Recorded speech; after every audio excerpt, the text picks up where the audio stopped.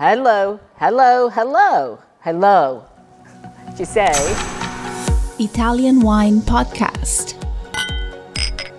Chin Chin with Italian wine people. Welcome to On the Road with Stevie Kim. In this episode, Fabio Zenato, the new president of the Consortium Tutela Lugana DOC, schools Stevie in the history, traditions, and regulations of the DOC area, renowned for its white wines made with native Turbiana grapes. Hello everybody, my name's Stevie Kim and we are here in Lugana today. Beautiful day, and we are here to learn a little bit about this territory, which is called Lugana. It's quite near Verona. It's between Verona and I would say Milan. Is that correct? No. Yeah. Verona and Brescia. Verona and Brescia, even better. We are here today with Fabio Zenato. He is the newly elected neo-president of the Consortium of Lugana, and we want to learn a few things about Lugana today. So, ciao Fabio. Ciao Stevie, thank you. So congratulations. Grazie.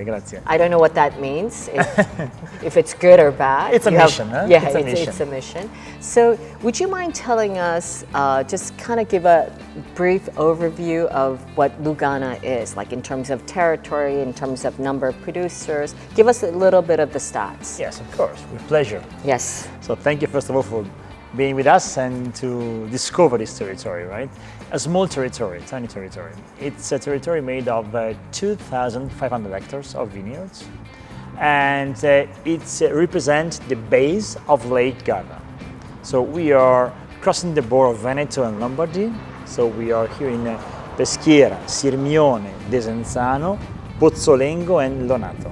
This is the five villages that are in the land of Lugana. Is it more Verona or was it Brescia? In terms of surface, Brescia is dominant, more than 80%. Wow, I didn't know that. Then when we move to bottles and wine production, because of most of us as producers are owning land in Verona and in Brescia. Oh, okay. In terms of bottles, then there's much more balance in between Verona and Brescia. But in reality, what we love to say is it's one unique territory, it's Lugana, because it's quite impossible to find one pure producer in one or the other of the side, let's say. And for us, the important is the base of Lake Garda, because the origin of this territory has to be found when this lake was a glacier that moved down a lot of clay where we are today.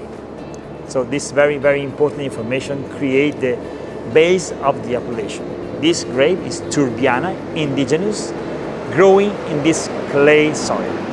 These two dominant characters. So how many producers are there, in fact? In 2,500 hectares, there are 208 families of vineyards and more or less 50%, 95 wineries. Oh, 95 wineries. Yes. So there are growers, pure growers, and then growers toward the production of wine and bottles. So, Fabio, you're like kind of specialized Mr. Turbiano in a way, right? So tell us a little bit about the grape variety specific to Lugana, what it is, and how if it's different from Trebbiano di Lugana, Trebbiano di Soave. Yes. Tell us a little bit about that. Yes, with pleasure, because this needs to be done, let's say, in one way. Because there's a little bit of confusion, yes, I must say. Which has an origin linked to the ampelography. So the national catalog is dated back in the years when there was not as much of DNA research, right? Now we have much more deeper way to investigate the variety and the genetics of the grape. And this allows us to discover some extra details that allow us to really go in the DNA of the plants. So back 20 years ago, there was the possibility to investigate the DNA of these plants in relation to many other Trebbiano belonging group, let's say, of plants. You know, Trebbiano as a family, as group of white grapes, is the biggest of Italy. Are you serious? Yes. Oh, I didn't know that. And not only in Italy. There are Trebbiano growing in Russia to Spain, because as this great No, as a family, character, yes, Trebbiano. as family. Yes, okay. Yes. So, Not Turbiana. not Turbiana, Okay, Trebbiano. okay. Turbiana has its own DNA characters that identify, let's say, genetically speaking. Then, going to the vineyard, what we have to look is the expression of the DNA in the plants. So, it has a great identity in terms of potential of production and grape and skin characters that really are an unicum with this soil. So the plant has DNA factors, but then the response is in this area unique because of the soil. So this DNA plant on our clay soil create this unicum in terms of sapidity in the fresh version of the wine and in minerality, speaking about the long aging potential of this variety. But it is similar to Trebbiano di Soave, right? The more similar in terms of plant familiarity are Verdicchio and Trebbiano di Soave. Okay. And what is the difference between, in terms of taste profiles?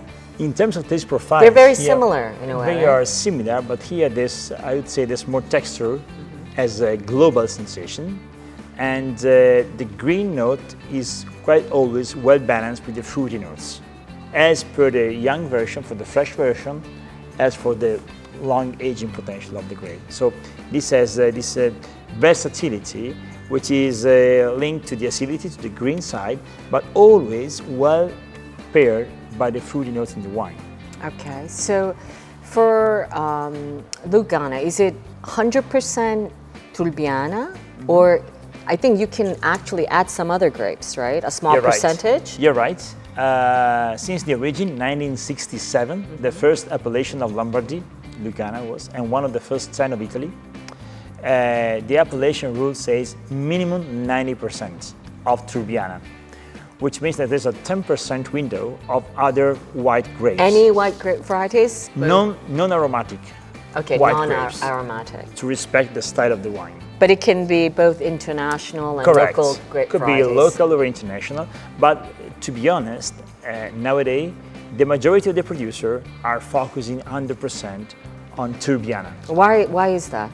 Because we realize that 10% as blend is almost nothing plus, let's say. So a better detailed vinification process, giving the best expression to the potential of the grape in terms of vinification, fermentation, and maturation certainly, shows a more realistic and authentic sign of the territory in the glass. That's the feeling. So today. most of the producers will tend to use 100% Turbiana. Correct. Is that correct? Yes. Okay. All right.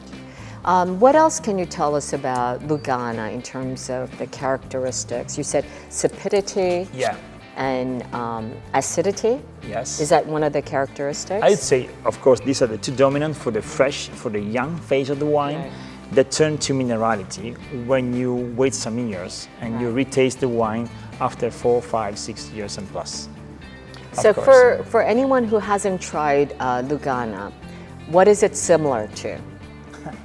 Like, Difficult question. no, what is it similar to in terms of the international wines? Is it similar to Chardonnay? It's certainly not similar to Sauvignon, but is it similar to Chablis? Is it similar to... I think that I would go to the direction of Chablis or kind of Chardonnay, but with an extra hint of grain Okay. sensation, like maybe the peanut style. So Right. kind of blend in that direction. So a nice richness in the body of the wine, but this green hint in the beginning, in the front phase of the tasting, let's say. That would be an idea. So Fabio, you as the mandate, how long does your mandate last as the president of the consortium? 3 years. 3 years. In these 3 years, what would you like to accomplish? Like, what are your goals in the perfect world? What would you like to do? To be honest with you, it's really an idea because we are just getting right. So we are very, let's say, last minute election because we're a few days before Italy. Right, right. My idea is trying to get a more international profile on the wine. We are, as appellation now, already 2/3 foreign market versus 1/3 domestic. Oh, really? But this international dimension is now mostly Europe. Right. Northern Europe. So So This less in America. Brava. The project, the idea would be to go farther and to get the right attention in the real international big markets as appellation. We are pretty convinced that the wine has great potential in the taste for, let's say, well-educated consumers, of course, and we are always targeted to a very small niche of the market and of the consumer who loves the wine, the territory, knows the area. So, of course, we need to get this kind of, let's say, fans for the territory and for the wine. But this, of course, has to pass through a way of promotion of great ambassadors, of great lovers and fans of Lugana that let people experience the wine. So talking about ambassadors, of course, the Consortium of Lugana is a supporter for Veneto International Academy, and we are looking forward to bringing the ambassadors back to the territory in November. Just to close off, Fabio, if you were to describe Lugana in 3 words, what would that be? 3 adjectives. 3 adjectives. Yes. The first one would be young and immediate, and rich, and the last but not least, it's a versatile wine. Versatility. Yes, versatility. Okay, great. All right, cheers, and looking forward to seeing you soon. Salute. Thank you. And that's a wrap. Tune in next time as Stevie continues her deep dive into Lugana DOC, tasting and touring along the shores of Lake Garda. For more fascinating interviews from the world of wine, go to ItalianWinePodcast.com or find us on SoundCloud, Spotify, Himalaya, or wherever you get your pods. Chin chin, and thanks for listening.